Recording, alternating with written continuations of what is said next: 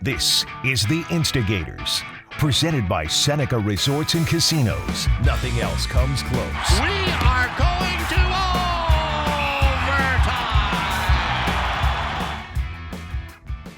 Oh, it would have been great to have Game 7 overtime in the Stanley Cup Final, but we move on, and very quickly so, Marty Biron, as we are heading to Montreal very soon for draft coverage, and that allows us an opportunity this week on Instigators Overtime to dive in on the prospect front with Kris Baker. What are you looking forward to most about talking with Kris?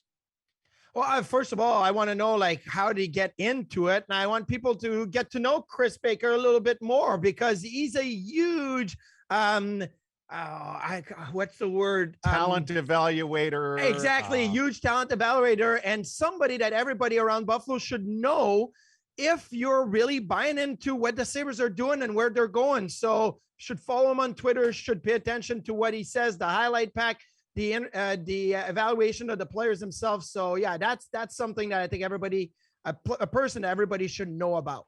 And many do. And I think they all recognize that he is serious about the game. And when you are serious about the game, bet on Buffalo with the only sports books in Western New York. Seneca Resorts and Casinos betting counters are open daily. Self-service betting kiosks are available 24/7 at all three locations, whether you visit Seneca Niagara, Allegheny, or Buffalo Creek. The Sports Lounge features the latest lines and multiple screens, so you'll never miss a play. The Sports Book at Seneca Resorts and Casinos, where the love of the game meets the thrill of the win. Kris Baker, how are you, our friend? I'm doing well. No pressure at all coming in after that. I appreciate the kind words, Marty. I do agree everyone should follow me, especially this time of year. But no, it's great to be with you guys. It's been a while, Duffer. I got to kind of kick the rust off a little bit, but no better time to kick the rust off than draft season. Yes, and a little advance warning and welcome all at the same time. Kris is going to be a big part of our draft coverage from Montreal, especially as the Sabres roll into round one with 3 first-round picks. Now, Bakes, I know Marty wants to do a little get to know you, but I'll get it out of the way right off the hop. If you're Kevin Adams, are you making all 3 picks in the first round? Oh, yeah, I am. I definitely am. I think I look at the organization, just the market size, everything. I think it's an organization where you're still building something up. And I think it's an organization where you're going to have to continue to promote from within. And I think having those 3 swings in a pretty decent draft, I would say, I think it's important to get that talent going, build up the talent base. If you can use the picks, it's going to have to take something, I think, really compelling to get you to move out of one of those. If I had my druthers, I'm definitely taking 9 and 16, maybe move 28 if you can get creative and package that with something. But I think, I'm a prospect guy, and I'm always looking for more work. And the more picks is more work. So it's a very simple formula for me. Okay, so let me ask you, because of the work, a lot of these prospects, play all over the world. They don't just play in the Eastern time zone at 7:00 at night, where you can pull the games up on your computer and clip some of the good things they do or whatnot. Some play in Europe at, early in the morning, in the middle of the night, whatnot. So how do you get to watch or consume all of what the prospects do? Pretty much cut myself off socially from the rest of the world, as Duffer knows very well.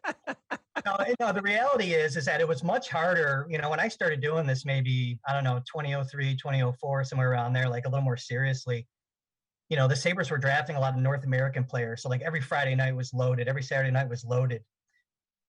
Past couple of years, they started drafting some Europeans and kind of spread things out a little bit. When they took some Russians last year, that was awesome, because then that could start at 10:30 in the morning and things got spread out a little bit. For a while there, they weren't drafting a lot of Europeans, So again, it was really loaded for what you described, the weeknights. But, a lot of subscription services, back in the old days, using TiVo, sending machines over to people, that did happen. I mean, you had to get creative if you're on this thirst for knowledge. And it was just something that I've always been into, being a hockey player growing up, and it's kind of in our family. But yeah, just doing it, the actual art of doing it, it takes a lot of work and dedication, honestly. And, has it impacted my life quite a bit? Yeah, it has. But I mean, I wouldn't have it any other way, to be honest with you. So you actually, by the way, the last thing I'll say is doing this has afforded me some great relationships. That's the best thing about this, is the people that I've met, including you guys. So you actually physically sent TiVo boxes out to like somebody in Sweden, somebody in Czech Republic or Czechia, somebody in Russia, so they can plug in their cable box, and then you could get the feed returned home. That's how you watched it back maybe 10 years ago? It happened for a year, and like it barely worked. It was super sketchy, but the attempt was made. So, you know, were there some illegitimate ways of watching some of these games? Yeah, oh yeah, there definitely were. But now everything's been on the up and up lately. I'm not about breaking any laws these days. I'm dedicated to a life of low risk behavior. So, were you on Metallica's side or not when Napster was evolving? You know how many computers I ruined? It basically wasn't me being a lawful citizen. It was like me ruining things. So no, I was. You know, I'm all about I pay my way moving forward. Let's just kind of say that, you know, a lot of subscriptions, you know, anyone that's in the business of watching hockey TV is a great subscription, by the way. I'm not going to do a plug for them, but I mean, you can watch so many leagues, both in North America and abroad. I mean, that's one way to do it for those looking to kind of branch out a little bit and watch things other than the NHL and what's on TV. So you obviously put a lot of clips of those prospects on Twitter and on social media. So I'm good with technology and computers, but if you told me like, okay, let's grab a screen or a GIF from a player and put it on, like, did you have to learn how to do all of this, or did you already know from the beginning? No, I mean, I'm not very technically savvy either. You know, I can barely work a remote control. So when it came to, you know, cutting clips and everything else, I mean, I had to kind of find the right software to do it. I don't like GIFs, so I like to do everything in video to get the real speed and, you know, just the real kind of essence of the play, I guess, for lack of a better word. But no, that's I had to learn everything, toy around with different programs, a lot of trial and error. But I think I've kind of got it down now with something that seems to work. We're missing like 20% of your beautiful face, so feel free to slide over a little bit. I'm trying, man. It's freaking me out seeing myself. No. There you go. Oh, almost. You're like Marty with his angles in the last 2 years of his career. Yeah, but the difference is that there's no red light behind Bakes right now that we would be lighting up the big horn. So anyway, but, here we go. Sorry. Oh, there you go. No. That's beautiful. Hey, since I sarcastically, you know, just went down the goaltending avenue there, before we dive into the top of the draft, why does it seem like this draft has very little conversation about goaltending in it at the moment? Past couple of draft classes haven't been really stellar, and I don't know really what the reason is in terms of goaltending. Even when you go back, like when Nico Dawes was a top North American, he was a guy that was the second time over. I think you're seeing this shift now to there. It's a position that takes a little bit of time to develop, right? And it's a position where, you know, maybe these guys you don't have an idea of what the goalie is going to be when he's 18. Like when you're watching when they're 17, 18 years old, they change radically when they're 23, 24. And I think there's, you know, maybe you see more teams shifting their philosophy to the position. They're looking at college free agents, they're looking at European free agents. But, you know, even this year, I see a couple of guys who are good, but I mean, when's the first one going to go? It's hard to say. Usually there's one or two that stand out. You know, maybe a guy that's late first round, or like that run usually starts 36, 38. I can't tell you this year when the first goalie is going to be taken. And I do see a couple that I like and that should be compelling to the Sabres. But man, it's really difficult to answer that question. I just think it's a weird position. It's not, you know, skaters are a little bit easier to evaluate when they're 17, 18 than a goaltender.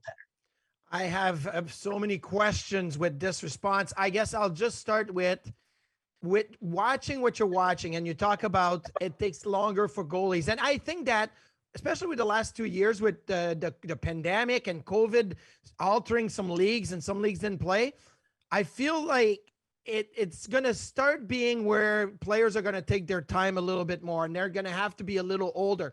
Are you against, or are you for pushing the draft a year, like going to 19-year-old drafts as opposed to the 18-year-old draft that we're doing right now? Because I'm really for a 19-year-old draft, and maybe the first round is 18-year-olds and you draft them in the first round, but after that is 19. Are you in the same sense a 19-year-old draft expert, or do you like the way it is right now? I'm just resistant to change, I think.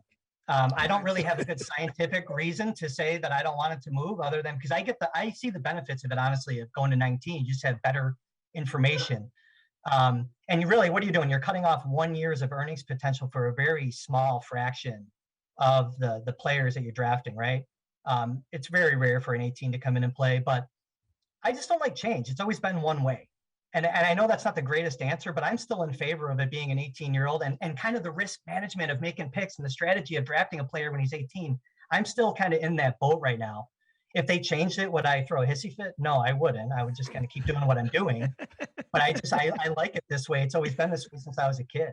Save that for our first round of the year on the links.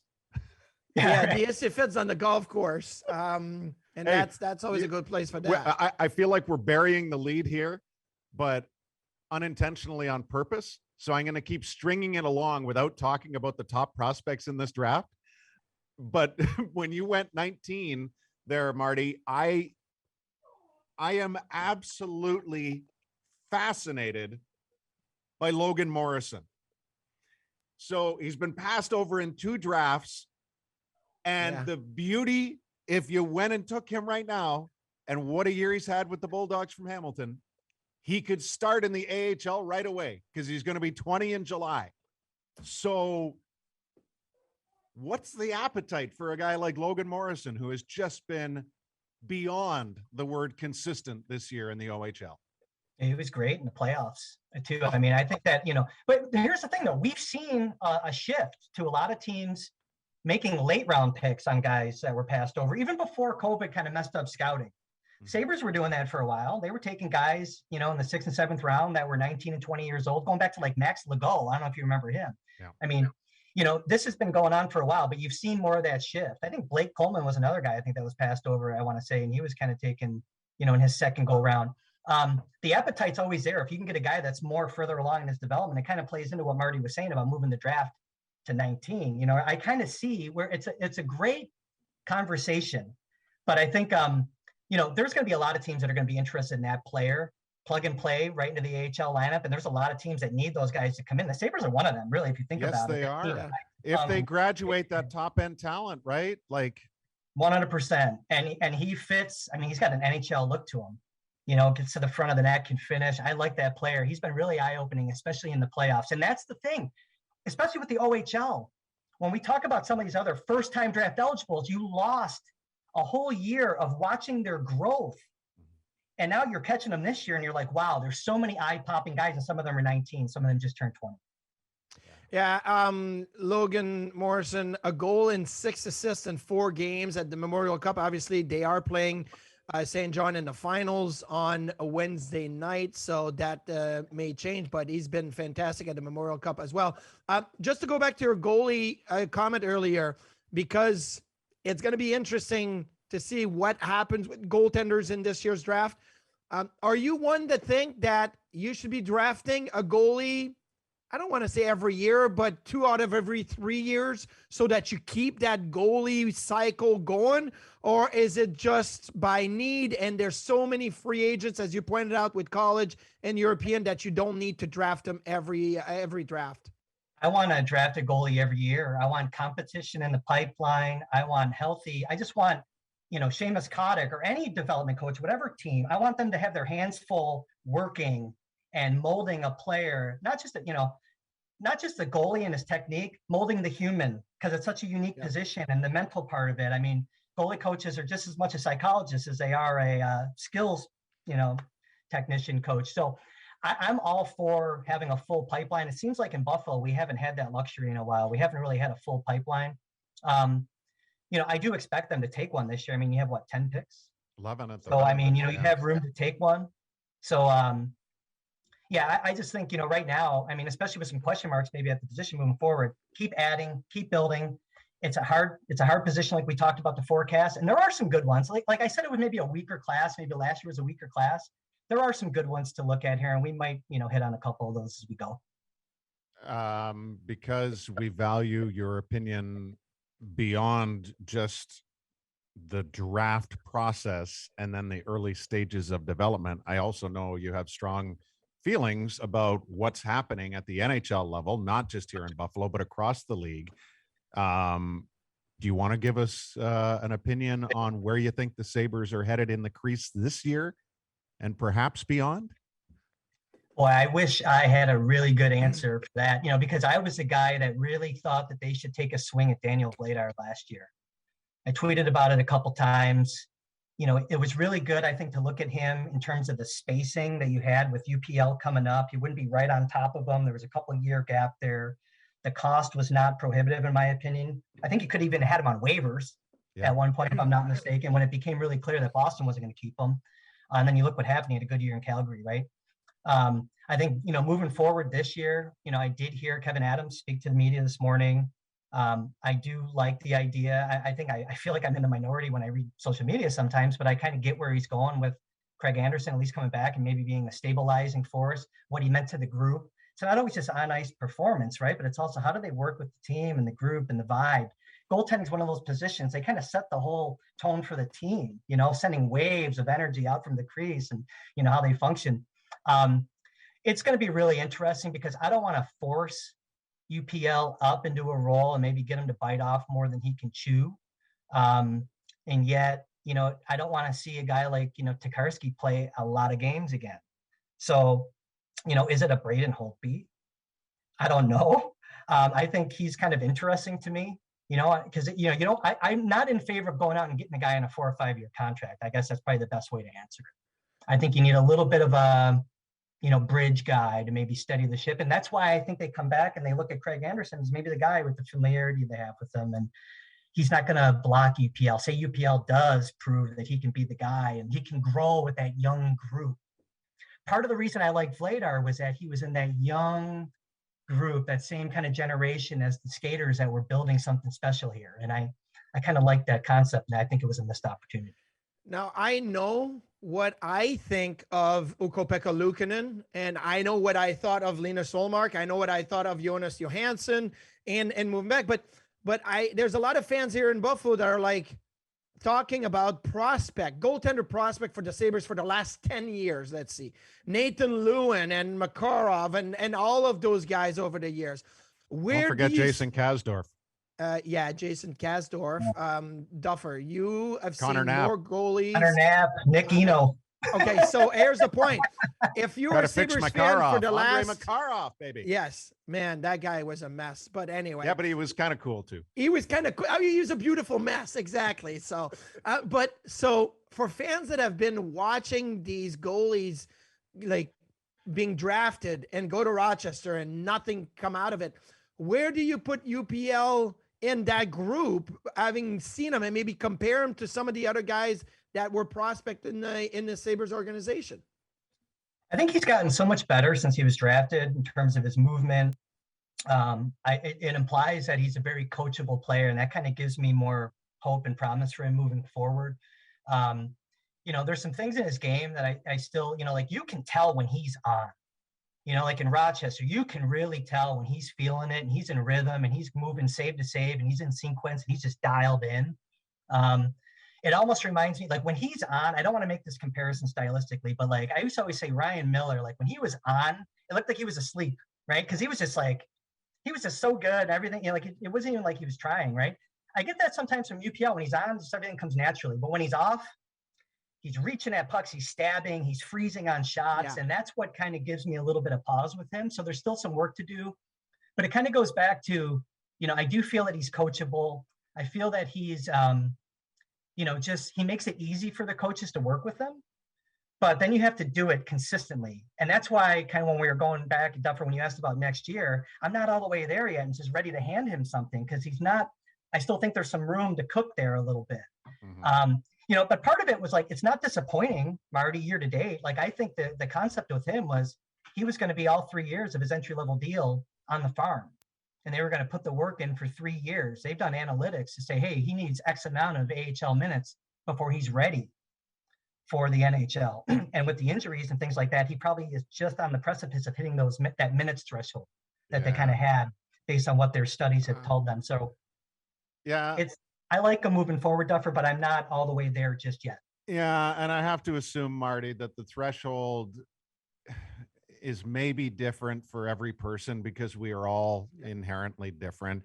Luukkonen is just over 100 games played right now of pro hockey between Rochester, Cincinnati, TPS, and Buffalo.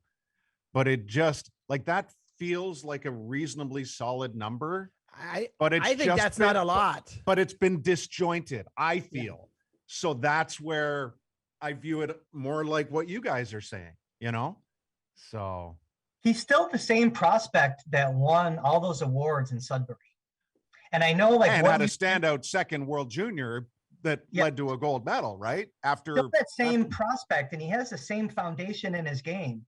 Just because you did something in juniors, though, doesn't mean that's what you're going to be at the NHL. I always say Steve Ott scored 50 goals in the OHL, right? It's like, and he just had to become a different player. And that's not a negative on Steve Ott. I'm just saying, like, with goalies, I don't look at their numbers. Like when I'm looking at the draft class this year with the goalies, I'm not really looking at their numbers. I'm looking at their poise, how they play the position, the structure in their game. And there are so many different templates of goalies in this draft class. I like the ones that are, I don't need a giant one. I like the guys that are 6'2", and they're real calm and poised. Like I was mentioning, I believe that there's like a vibe that a goalie sends out, and they're kind of the heartbeat for the team. And I don't need a guy that's athletic. And like, I remember Jack Campbell. We're going to be talking a lot about Jack Campbell, right? In Buffalo, I think leading up to free agency, there's one way or the other. He was like a flopper, man, when he was like 18, 19 years old. He was really athletic and he relied on his athleticism. And I see goalies like that now. I'm going the other way with the goalies that I like. I like the goalies that are, structured, technical. So I promise we're going to get back to the draft. That's the whole reason you're here, right? But interesting names in the AHL this year. Joel Hofer, Charlie Lindgren, Dustin Wolf, Pyotr Kochetkov, Alex Lyon after all this time. Like, how do you view these guys? And like, is after an unbelievable year like Wolf had, but still being married to the big contract like Calgary has in their number one and Markstrom, like, is Wolf a guy that teams should be pursuing? I was really surprised to see Wolf this year in the AHL. I'm not going to say that I was a naysayer. I mean, and in full disclosure, my nephew is trained with him, and he's not very big. I think, that's what's shocking to me. He came out of that Everett system. So that's, Carter Hart, Wolf, and now Braden Holt, who's going to be in his second year being draft eligible. He's up right now. He had a decent year. But I mean, I always thought that maybe he was a little bit of a system goalie. And it's proven to be that he's not. He's actually that good. What's interesting about him is that he plays deeper for a smaller guy. And I've always been just fascinated by that, and I think he just wants to see the puck for that second longer. I don't know. I can't figure it out. But no, it's all over the place. Some of these guys, it's just it goes back to like Hofer's been around for a little bit. He played in Portland at the WHL, and he's been around for a while, and he was just always steady, always strong. I can't explain it. I really can't explain it. But it goes to the fact that why not take as many goalies as you can get and just get them into the system, and all you need is one at the right time. You need one Vasilevsky, one Shesterkin, one Marc-Andre Fleury, one Carey Price, whatnot. And I mean, putting more eggs in the basket, one is bound to come up that way. But let me ask you this, and it's not only with goaltenders, but also with players. When you do your evaluation and you look at players and you learn their life story or whatnot, like a guy like UPL, tough World Juniors the first year, was maybe not even going to be on the World Juniors Finland team the next year, and then it came over to Sudbury, had a great season. The injury, the battle back from injury, so that has to be a factor in your evaluation, the off the ice, the personal side, the battle that these guys have to go through. So how much do you put on not just the on ice evaluation, but the off ice journey that the players have had to go through? It's funny, because when you're looking at evaluating players, you're going to look at skating, and you're going to look at hockey IQ, and you're going to look at compete level. But I think character, body language, and just kind of how are they into education? Like UPL is a great example. He was a student. He was into his education. I think that does matter. You take it into consideration because, you are developing human beings. We say that a lot, like when it comes up when they're 19 years old and maybe they're playing in the AHL, and you're like, I don't want him to leave Rochester to go play World Juniors. Yeah, but he has a chance to be a leader because you are developing a human being. I think all of those things matter. And it's funny, I just mentioned 4 things. And what I didn't mention was skill, because I will talk about character and body language and kind of how they carry themselves off the ice at this level. Like they're all skilled, when you're talking in the NHL draft, but those other things do matter. And I'm a big believer in that, Marty. Who are the Sabres taking at 9? I have 2 names I'm kind of focused on because I can make a case for 2. And, I think when you look at, they're loaded with forwards. I mean, Kevin Adams is second. He's had 2 drafts, 15 picks, 12 forwards, 3D. You need some defensemen. You need some defensemen badly. When you look at the forward ranks, you're really good at wing right now. If you think about Quinn and Peterka, but who's after them? Bloom, Nadeau, Kizikov, Poltapov. You can talk about Linus Weissbach, and as an organizational depth player. But I mean, I guess what I'm saying is you're pretty good at wing. Lucas Hrušek. You need a centerman. You need a naturally creative centerman. So I would be looking at a centerman or a defenseman. I think that elusive right shot defenseman might elude them at 9. I can make a case, though, for a centerman. I can make a case for Frank Nasir from the U.S. under-18 team. I just think he's, first of all, right shot centerman, naturally creative, great skater, pressure breaker. But when he doesn't have the puck, he's reliable. He's on pucks. I kind of like that with him. Mm-hmm. He talked at the combine about the need to be a little more consistent. I don't know. I watched him enough this year where I didn't see that as an issue. So maybe he's just kind of, you got to pick something that you work on when those people ask you those questions.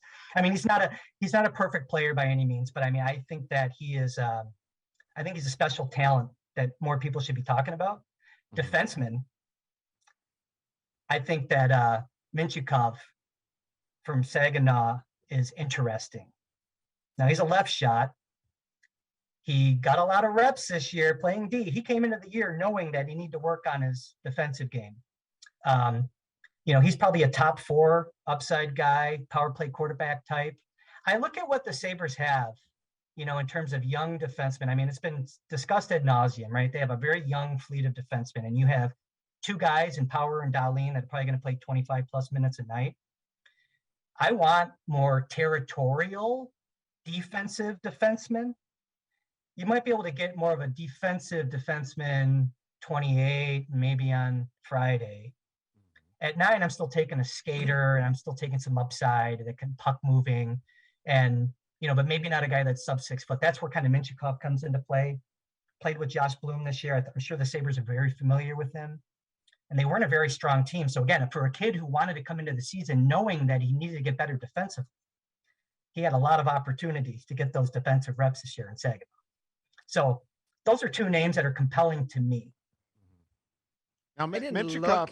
Sorry, Marty. Mintyukov is, I think, consistently mentioned in that top half. Why is Nasir so all over the map? I don't know. I can't figure it out. I mean, he's 5'10", 180 pounds. I think because maybe there's a lot of steam on guys like Cooley and Gauthier. And maybe for the Sabres, hey, Kevin Adams hasn't taken a player from the USHL, let alone the National Team Development Program. But overall, I think there's more steam now. I think because he played second line minutes.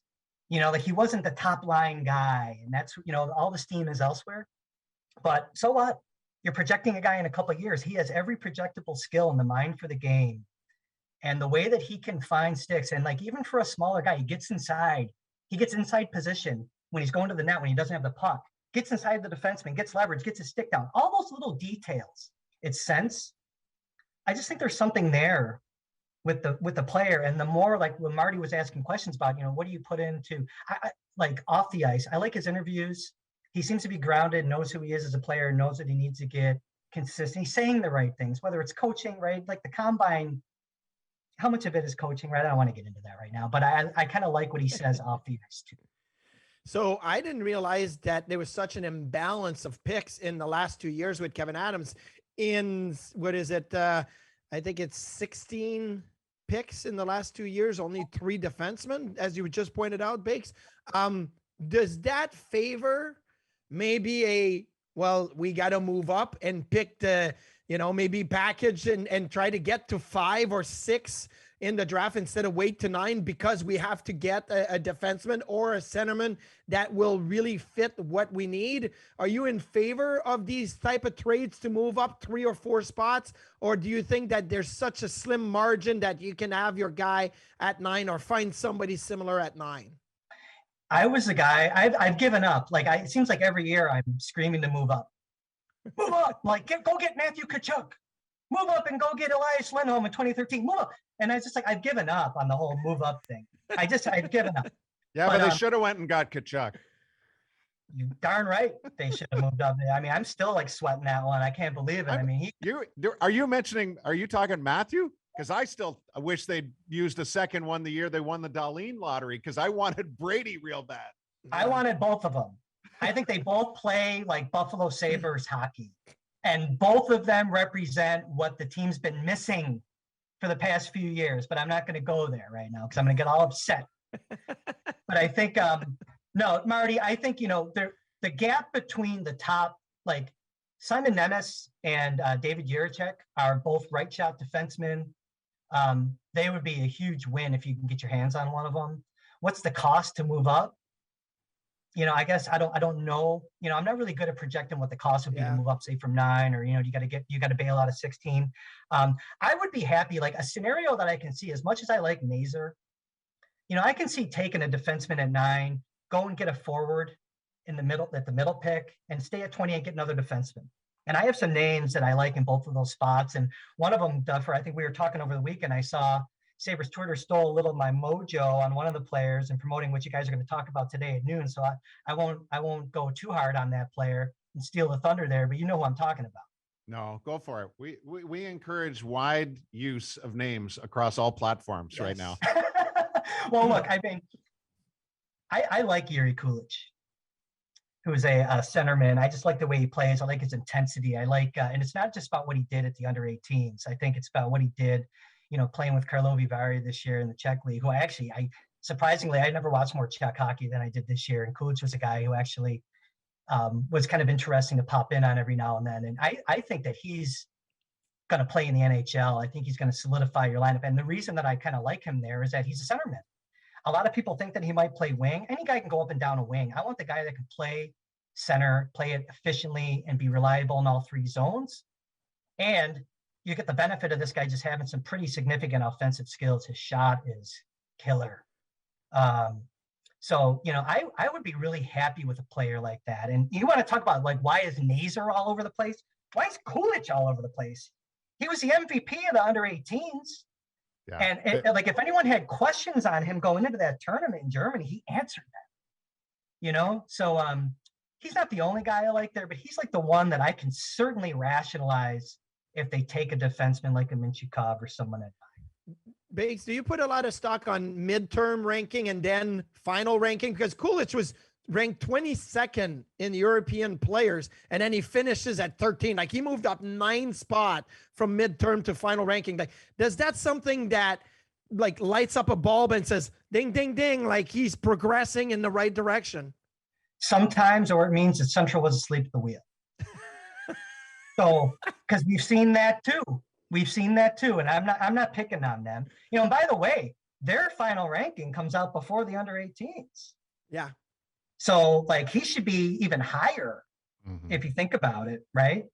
But no, you do pay attention to that, because with the assumption that they're seeing everyone equally, when you see a guy shoot up like that, I'm not picking on Central. Trust me, it's a very good guidepost. I don't want anyone to say, Baker thinks their Central scouting rankings are, they're not watching hockey. But no, I do pay attention to that. I like, you're looking at information. At the end of the day, you kind of just trust what your own eyes see, though, too. And Kulich, to me, he's been good throughout the year. I think he's averaged over 12 minutes of ice time playing against men, which is kind of the same where Marco Kasper's been and Rogla, and where a lot of these guys playing in against men have, no one's playing 17, 18 minutes a night as an 18-year-old men. So, you have limited snapshot and you're just looking for efficient players. But yeah, he's the one that if I still see people saying that Kulich is a second rounder, I'm not buying into that. What do you think that scouts and teams might have learned about their own evaluation techniques or rankings by going through what they went through in the past couple of years, but specifically as it pertains to, like you said before, taking the shot on OHL guys that didn't even play. And then all of a sudden you're convincing yourself, we should take this guy. What do you think that's done for the hockey community when it comes to scouting and rankings and techniques? Well, it's funny. There's kind of 2 thoughts, I guess, on that. Like, I look at the Josh Bloom pick, and the Sabres got some information on him by going to like informal skates. They knew him as a player before that, and they kept tabs on him when he wasn't playing games. So you had to get more creative with how you got in-person information. You had to also be in spots where it was harder to travel, right? You had to be in the right place at the right time. I do think what's funny is that when Darcy was in Buffalo and the budget wasn't as maybe robust as it is right now, they did a lot of reliance on video. And I think video made a big comeback. I've been living off video. I know what the shortcomings are of video. You only see what's in the frame, right? You're taking chances. I think at the end of the day, video helped deploy the live eyes more. So they were consuming a lot of, like how you and I are talking right now. More teams were consuming information this way, using it to deploy their live viewings.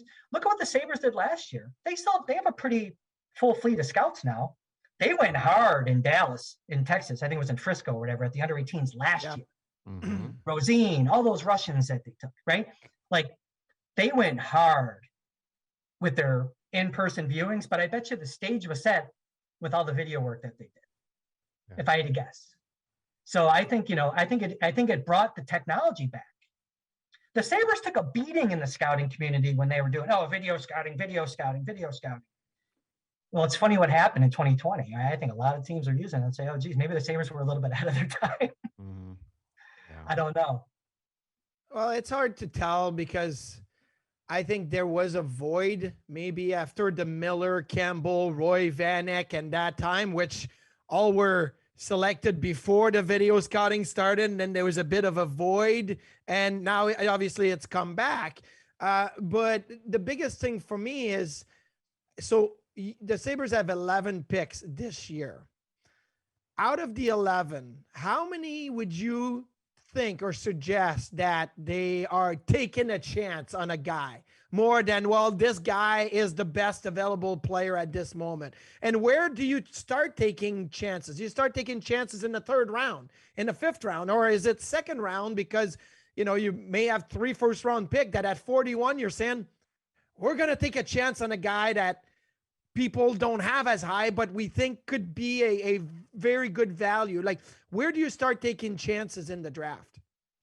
I think there's so much information on players now that I think there's fewer chances taken.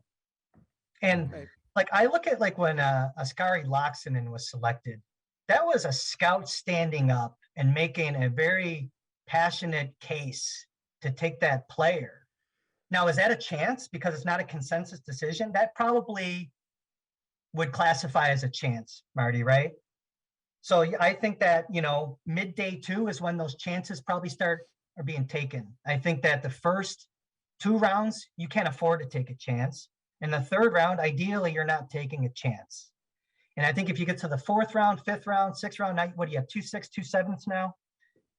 Those are lottery tickets anyways in the 6th and the 7th. Those are chances every year, in my opinion. You're taking a player that has a projectable skill, but that might have a flaw. And, some will argue that a goalie is a chance every time you take them, right? Regardless of where you take them. Yes. Right? So I think, though, that, the chances to answer your question, it's a very difficult question to answer, but I think midway through day 2 is maybe when you start getting a little more loose and you start taking some chances on a physical skill set, a physical frame, or maybe a guy that has a lot of puck skill, shooting skill, one standout offensive trait that maybe needs to work on his skating, might be a smaller player. Mm-hmm. There's a lot of those. There's a lot of small defensemen in this year's draft class. Yep. That have great one-way skill sets that might not be set up to win board battles, things like that. Those are chances to me. How do you find a Cale Makar? Because that's what Gabriel Landeskog, when he was asked, what do you think? It's a copycat league. What is our other team going to need to do to match what you guys did? And he goes, find a Cale Makar. Now, I know it's 4th overall pick and probably the best player in that draft, but not probably the best player in that draft. But how do you find a guy that was playing in the Alberta Junior Hockey League and you take a chance at 4th overall? Before he speaks, I'll just say Bakes knew all along. So he would not stop talking about Cale Makar in his draft year. Thank you for saying that, Duffer. Yeah. The answer, no, but I think it's just a skill set. When we were going back, we're talking about what do you look for in a player? Skating is always number one. Mm-hmm. Yeah. Cale Makar was a supreme skater. The first time you saw him, it stood out. It didn't matter that he was playing in the AJ, Marty, because you could project that skill and his handling ability. It was projectable. It didn't matter that he was playing in Brooks. So find the best skater, Marty, if you want to find the next Cale Makar. Honestly. And that's where, hey, Brad Lambert, close your eyes and think of the most beautiful skater. And you might come to Brad Lambert, who's draft eligible this year. And maybe he's another guy you throw in the hopper. Maybe not at 9, but man, if you think that you need a centerman and he's a guy that projects as a centerman and you can work on his flaws, skating is the foundation for me. Now he can't play defense.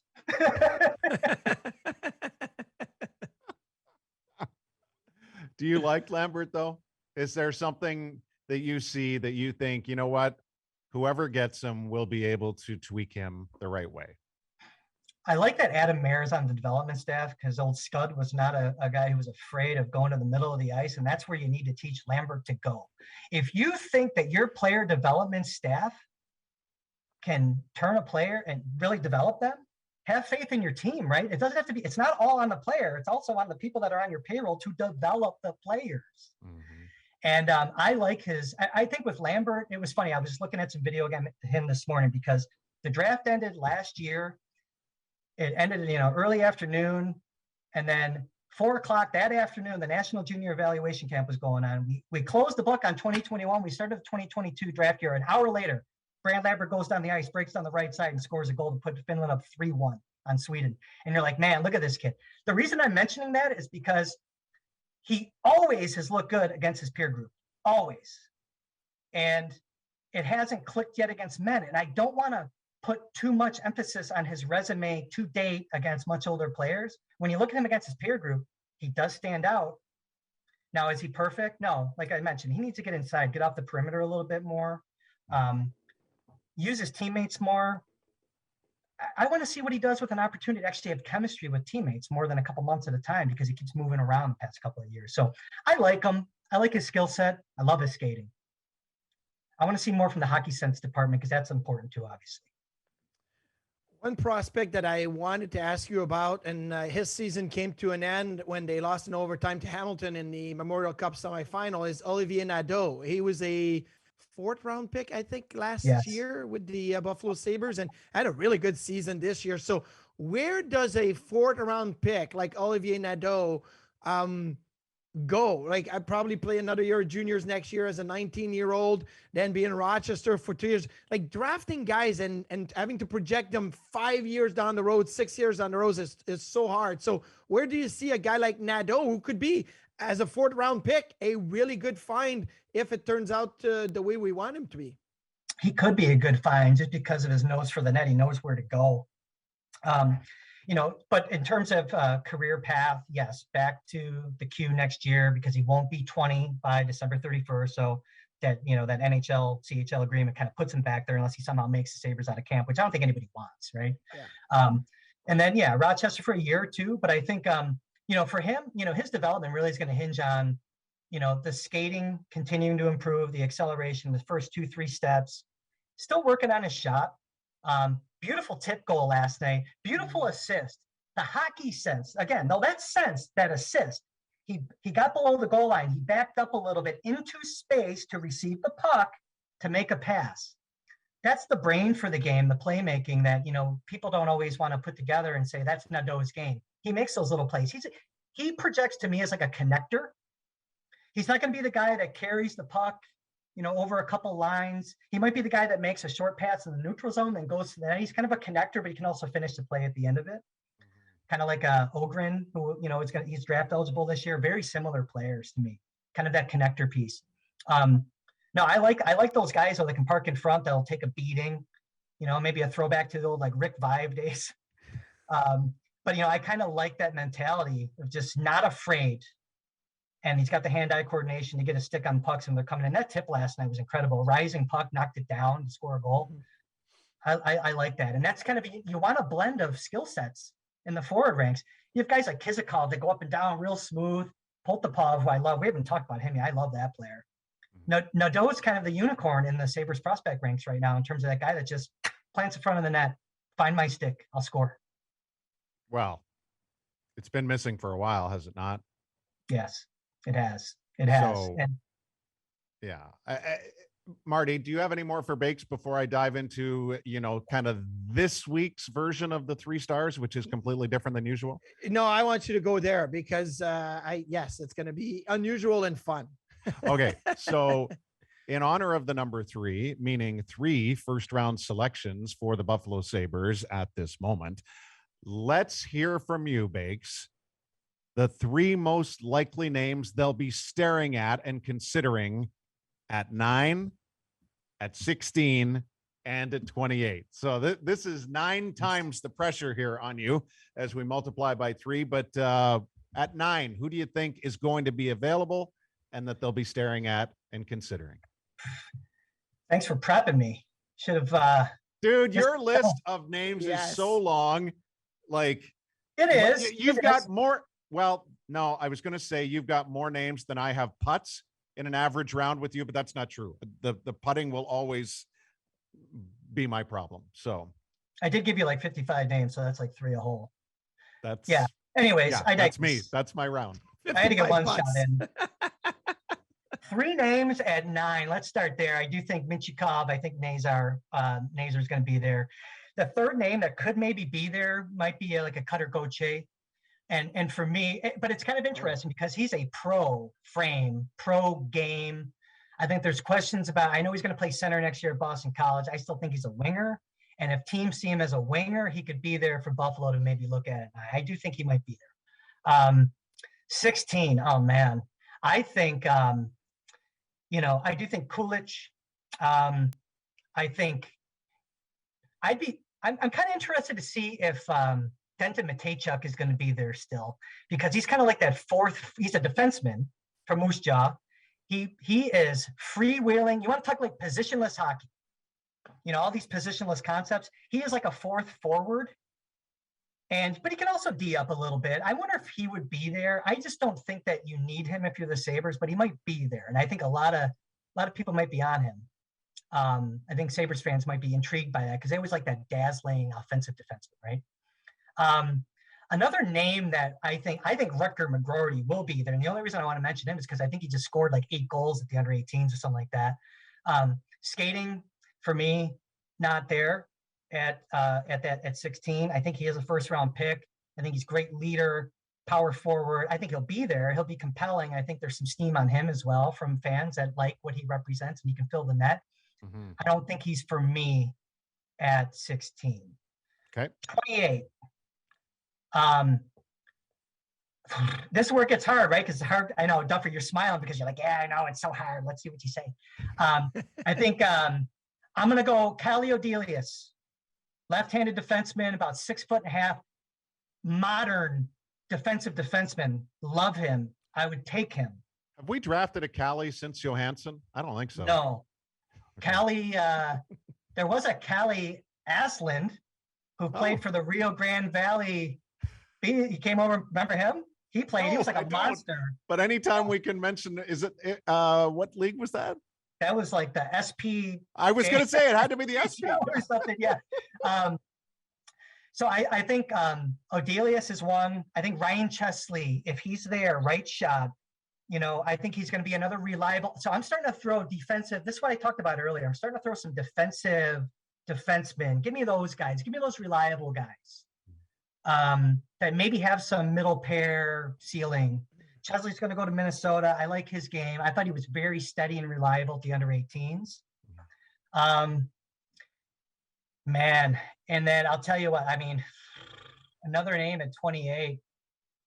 Did I give you 3 at 16, by the way? You did. Yeah. Did I? Yeah, because I almost wonder, by the way, Korchinski, if he's going to be there. But we'll let him go.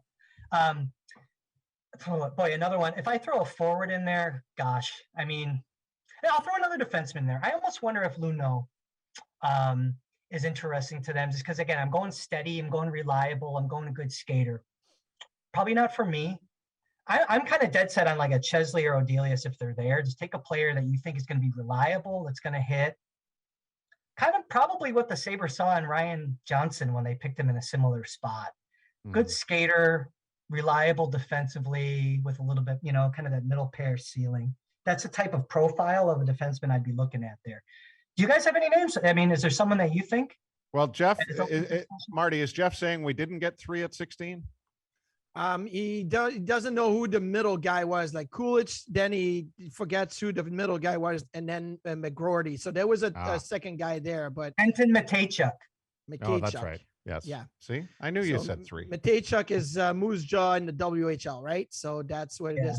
And Rutger McGroarty, I like what he could bring. He's 6'1" and 205, 210 pounds already. I mean, that's a big boy. Like maybe the skating will get better when he gets a little stronger with that big frame. But I'd like to see him if available at 16, or maybe even later in the draft. Who knows how the draft is going to shape up? I do have this question for you, Bakes, just because obviously, I mean, everybody talks about the first overall pick, and it's not so much a Sabres related one, but I'd like to get your opinion. If you had the first overall pick, or if the Sabres had it like they had Owen Power and Rasmus Dahlin, who would you pick at 1 overall this year? I would pick Shane Wright. Okay. I would pick Shane Wright. I know I get the appeal of Cooley. I get the appeal of Slafkovsky, especially, I mean, with his, big guy with those stick skills. To me, he doesn't have the separation. I think that Shane Wright, just the guy that does everything well. I know no one likes safe. No one likes the word safe, but man, he screams safe because he's a good player. I think that he does a lot of things really well. And, just because his tempo isn't always there, that's just his style. He's a thinker. He's cerebral. When you have a player that draws comparisons to Patrice Bergeron, and I know everyone says that, right? Like when you interview these players, everyone's like, "Oh, I'm out of my game after Patrice Bergeron." I actually see it with him. His shooting, like I think he's got no one talks enough about Shane Wright's shooting ability, though. It seems like just like Lambert, he's been on the scene for so long that everyone wants to pick him apart. But when you come back to it, at the end of the day, I mean, listen, I love Cooley, I really do, but I would have a hard time. If I'm in a room with a bunch of scouts, I would have a hard time getting talked off the shape. I feel like Lech Karamaki is inevitable to the Sabres. Why do I feel that way? It's funny because, he was a name that I started this process I kind of go back and forth. I mean, another player who was lights out, that whole line at the under 18s is him and Noah Ostlund and Ogren, who I mentioned. Yep. I would take all 3 of them, because I really like the point guard on that line, Ostlund. But no, the Kirimaki's shooter, pure offense. I think just, I guess, look, all of these kids at the top of the draft, you're going to, like, when you're nitpicking their game, you're going to say, oh, he gets a little sleepy in the defensive zone. I see that with him too, with Kirimaki. But you're probably right. I can totally see that scenario. But for me, I go back to that centerman. If I'm not taking a guy that I know that I can put down the middle and add to the pipeline depth down the middle, then I'm going defenseman. I need a strong centerman. And that's how I get back to Nasir to make it full circle. Do you put any stock into the fact that the Sabres have such a strong Swedish contingent with the Sabres, and thinking that may be a style of player or a development that they like? I remember, the Detroit Red Wings back in the days, and when Scotty Bowman was there, but drafting Russians or having Russians on their team, and then Yzerman doing the same with Tampa and really looking at Russians. So do you put stock on the Sabres and their liking of Swedish players? I do. Yeah. And I think it's a style of play. It's how they teach the game over there. Like, I go back to Rasmus Asplund. One of the things I used to always talk about, Duffer probably heard me say it a million times. You could tell that he was coached really well with his his stick positioning, his stick pressure. And I think that it's part of the Swedish system. So no, I do think there's like a potting aspect, potting players from certain systems and how they develop. And maybe at 41, you want to talk about potting. Maybe that's where like a Julian Lutz comes into play from Germany. If the Sabres liked Peterka You know, like Paterka comes in, he comes down the side, he'll hold the puck, he'll go beneath the goal line and slide that pass out to the front. I see a lot of the same things with like Julian Lutz. And maybe he's a player there. So again, potting. So you asked about Sweden, Marty. I'm sorry, I made it about Germany. But yes, there is. I think there's a lot of that. I think there is. But hey, that's part of the reason why I kind of go to Odelius, and I start thinking about some of these other Swedish players. I mean, I think I love Swedish players too. It's not just the Sabres. I'll always have a soft spot for those guys. I like the way. Shouldn't we be forcing is too strong a word, but strongly encouraging them to take more Finns, since the Finns tend to have world success every time out and they seemingly defy expectations? There has to be a great Finnish trait that is, spread through all of them right now. I like the way they play. They play hard, hard skill. I kind of like that with the Finns, but I think if you see a Finn, maybe it'll be Topias Leinen in the goalie. Maybe they'll get their hands on him. 6'5", get another Finnish goalie, because they got a pretty good factory going over there too. He's not from that Karpat system that seems to develop a lot of the goalies, but he's from JYP. Marty, you might like him if you haven't dug into him yet. I'd be curious to see you dig into Topias Leinen. I saw him. I know he's massive. He's like 6'5", 6'6", 220. And he's an early 04. So I think he's like early January or February birth. So, which is always good, right? Because that means you were always one of the bigger, stronger, more developed player in that class, but he's already shown what he can do. Now, the big thing is, how would that translate to the pro? Like a lot of times these goalies in Europe, they have a taste of the pro game. Correct me if I'm wrong, but I don't think he's gone to the top league yet in Finland. I think he's played junior, right? Couple games, and the numbers aren't, they're like 86 save percentage and like a 5 goals against. So, he probably came in mop up duty and got shelled. But no, he's been under 20. Yeah. And a couple games, I think, in the second league that messed us. So he's got some, that's a goalie that would have runway, right? I don't know if he'll be the first one off the board, so you go from a monster and then another one, Marty, if you haven't seen Hugo Havelid. I like him. That's who I was going to go to. He's smaller, but you got Jussi Saros as a goaltender who's smaller, but so fast and so athletic. And so Hugo Havelid, I've been a big fan of. And his twin brother could be a defenseman that goes maybe late first, early second, Matthias. And they were both really good at the under 18s. And I think that the defenseman's kind of interesting because he's like like a spark plug shooter, but again, you might have some warts defensively that you got to work with. And I don't know if it fits that profile that I keep talking about I'm looking for. But hey, Duffer, before I'm going to drive you nuts with this, I know, but I'm just going to call my shot now. Marty mentioned age. I want to go back to Minchikov real quick because he's a November or December 03. And the pipeline's bare.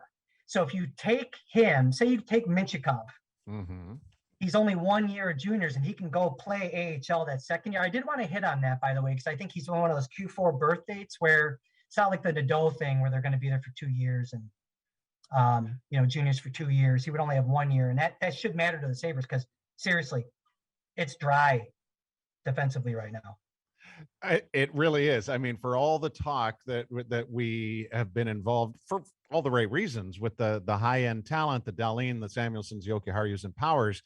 Like if you look at Rochester right now, it is Askari Laaksonen, and with the seemingly uncertain future of Ryan Johnson, will he sign with the Sabres? Will he be an asset to move? There is not a lot there on the blue line right now. So I can completely understand your desire for Buffalo to fill in a significant need here in this draft. That's why I think defensemen, I think day 2 is going to be a lot of defensemen and could be CHL defensemen because of that what we just mentioned. Maybe you can get them into the pipeline quicker with those 2 years that you got to kind of sign them. Like Cooper got off the pot, right? You have 2 years. And I do think that matters because really once Power and Samuelson, let's face it, they're not prospects anymore, right? Correct. When you look at that side, I have it written down here. You got Ryan Johnson, question mark, Nikita Novikov, 6'4", 206, 1 year left on his contract in Russia. I like him. Territorial. I love those guys, but question marks there. And then when you go to the other side, besides Loxton, it's Albert Likoshin, who's going to play in AIK next year in Sweden's second league. You don't know what's going to happen there. He had a good year, but needs more runway. There's nothing else. Yeah. There's nothing else. Go hog wild on D on the second day. Yeah. Channel your inner Jason Bottrill. He corrected it, man. He corrected it. He just didn't get the right ones all across the board. we did a podcast last week, Bakes, top 5 most wanted via trade this offseason. And I unintentionally went heavy on defense, and someone tweeted at me about me channeling my inner Bottrill, trying to acquire every defenseman out there. And it was just something I had completely forgotten, but then remembered vividly, Jason's approach here. So the 2018 draft was very interesting. And when Dahlin, Samuelsson, and then Pekar in the 4th round, the only forward, and then it was Kronholm, Kukkonen, and Crew. That was defenseman. Yeah. They just didn't get the right ones. I think they had the right idea because they had to take corrective action. They were the inverse then of what you're looking at now. Mm-hmm. Sabres needed defensemen badly when they made all those picks. They just seemingly didn't hit. Bakes, you may have noticed a brief interruption in our beautiful screen. That's because Marty's provider maxed out after 60 minutes, which means we have gone way too long in theory on the podcast this week. But in actuality, we were the beneficiaries of your insight for more than 60 minutes. So thank you for that. And we look forward to a lot more on draft night. Well, thank you for having me. And I'm sorry for being long-winded because I'm sure that's my fault. No, it was Marty's. Right. It's always my fault. Blame it all on me. And yes, you're right. As I was going to say with the Havlet brothers, the twins, if they mirror another twin like a pair that made it to the NHL in the Lundqvists and Henrik and Joel, you would think that Hugo Havlet may have a pretty good career as a goaltender because the Lundqvist, especially Henrik, did a good job. So, and then my internet cut out and then I just scrambled to come back. I gotcha. Yeah, no, Joel Lundqvist, I have a soft spot for him watching for London all those years too. I like the other Lundqvist. Henrik steals the show and he's so sexy, I'm so sexy. A shiny penny. Yeah. Marty, Weeksy would say you were on the outer net there for a while. I was, I don't want to even say ECHL on the fly. I was like way, way, way below that. SP. The SPHL on the fly. All right, Bakes. We'll see you on draft night. Thanks so much. All right. Thanks, boys. There he is, Kris Baker, Sabres Prospects. You can follow him on Twitter. We thank Seneca Resorts and Casinos for another installment of Instigators Overtime. We'll see you soon.